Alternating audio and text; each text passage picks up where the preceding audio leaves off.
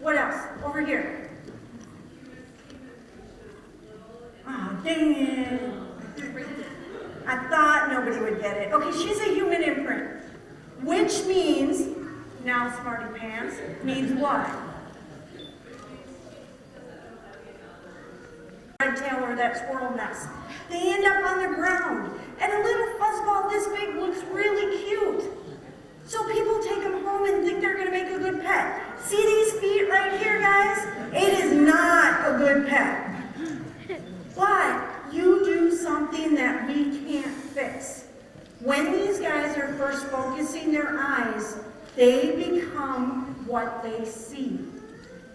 If they see people, they think you look funny, but that's what they are. They should instinctively to get you to be their mate. So, do you want some of this? Pass. Well, she does. So, they will offer you food. They will build a nest and invite you to come into it. But that's not going to work. So they also will defend their territory against humans, the ones they don't pick, and other owls. So this bird right now is about 16 years old, and we can't release her. So that's what happened to her. All right. Now I'm going to grab the bald eagle. Oh, go ahead. How big is a pellet? How big is a pellet? Let me see. Hang on a second. It depends on the size of the bird. Oh man, she didn't cough any up. So a great horn pellet's probably about, what is that, about 3 inches? It's probably about that big. When you get to something like the larger great horns, they can get like 5-6 inches. And it's also going to depend on how much food they ate too. So if they were to eat a skunk, your pellet might end up being about that big around and about that long, just because of the amount of food they ate. Yeah. Now, you think she's absolutely positively greatly trained, right? It's all only because I'm moving my arm. All right? She's just a little off balance, and she's doing that to get herself balanced back. All right. Up in the top there. Hang on 1 second while John, oops, sorry, John, don't fall. What is the owl's name? This is Lois. So everybody understands this. Raptors don't speak English.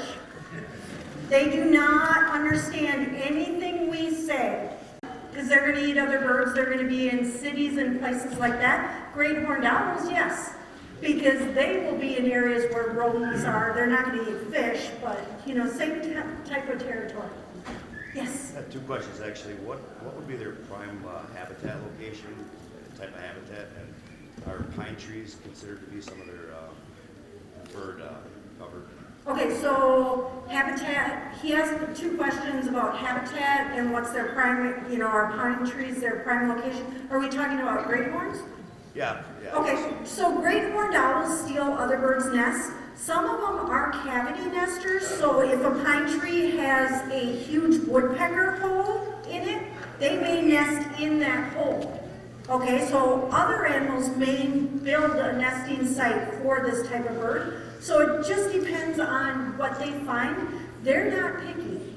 Okay, they'll take anything. They're the first ones back. As a matter of fact, they're back right now. You should be able to hear like hooting noises if you have owls in your territory. So they will live anywhere almost.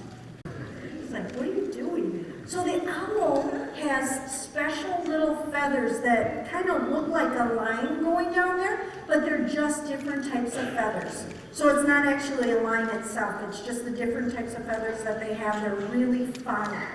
Yes? Do they have a call or a recognizable sound? Owls, great horned owls will just make the regular hooting noise. This bird, because it's mentally unstable, makes really weird noises. They actually will hiss and clack their beaks, like a cat will hiss. They make noises like that when they want you to stay away from them. She's kind of making, I don't know what you even want to call it. It's just like a and and then she'll like hoot, and then she'll just make really weird squawking noises. Superior, and we were on the beach at 9. The great horned owl flew right behind my friend. She's going, "What's behind me?" I look, and I mean within 10 feet. Not even a sound. That was just unbelievable. Yep, he said it's good they can't understand English. And he also said that when they were at the Apostle Islands, there was a great horned owl that flew behind his friend. And it was just incredible because they just were like, "What's behind me?" And the bird was just going past. All right, as John gets another question, I'm going to put her back so we can see our bald eagle here. All right. Maybe you could explain why it's easy to find their roots. All right. Last but not least, can you turn around? Hello. This is the biggest bird that we have at the Raptor Center. She's about 11 pounds. Come on. Stretch. She says, "I've been in this crate for 2 days." Turn around. Oh, and by the way, when I take her out, and I didn't tell the last group this, but she hasn't gone to the bathroom yet today. And eagles build huge stick nests. They can be just as big as a tarp to start out with. And the largest one they ever recorded was 2 tons before it knocked down the tree it was in. So if she lifts her tail, anybody in the front row duck because I'm not cleaning your clothes. All right, you guys ready for a really, really good picture? Okay, 1, 2, 3.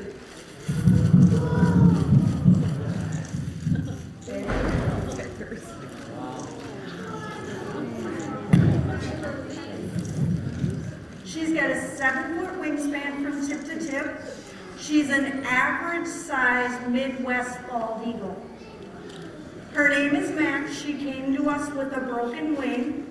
It had already healed, so there was nothing we could do. The bald eagle was taken off the endangered species list in about 2007.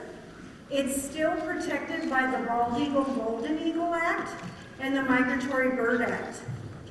Now Max, was that? Maybe? She's like, "Okay, I'll think about it." You think about it. So she can turn yellow. The only way to tell a bald eagle and a golden eagle apart when they're young, before they start to change, is that the bald eagle does not have feathers. Don't bite me. She's like, "I'm going to." They do not have feathers where those bracelets are. A golden eagle has feathers all the way down to the base of their feet. She's 15 years old. I lied to everybody yesterday. I thought she was 10. I looked at my sheet and she's 15. She could live to be 50 years old in captivity. So she is going to be around a lot longer than I am. You need that? So for her to bow her head down and try to pick at that food means that she is very comfortable with her audience. She's an average size female for here. I have a question. Yes. How many pounds a bird like her is able to lift in the air? Do you know? Oh, how many pounds can she lift if Yeah. she's getting food? Only about a third of her weight. So 11 pounds, probably maybe about 3 or 4 pounds. If they pick up something that's too heavy, they will not be able to fly. So when the eagles are flying is actually a red-tailed hawk. She's not going to say anything, but that's good because she'll make me go deaf. In the back there? John will run over. She's like, "What's that guy with the camera doing there?"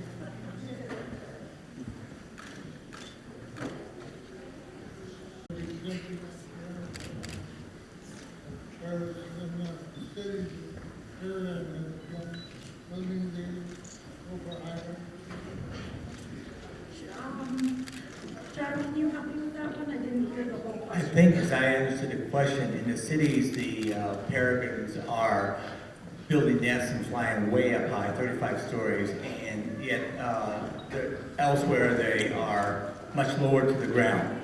And what is it that makes the difference, I think? So it depends on where their food is, and peregrines actually don't build their nest. Nest is.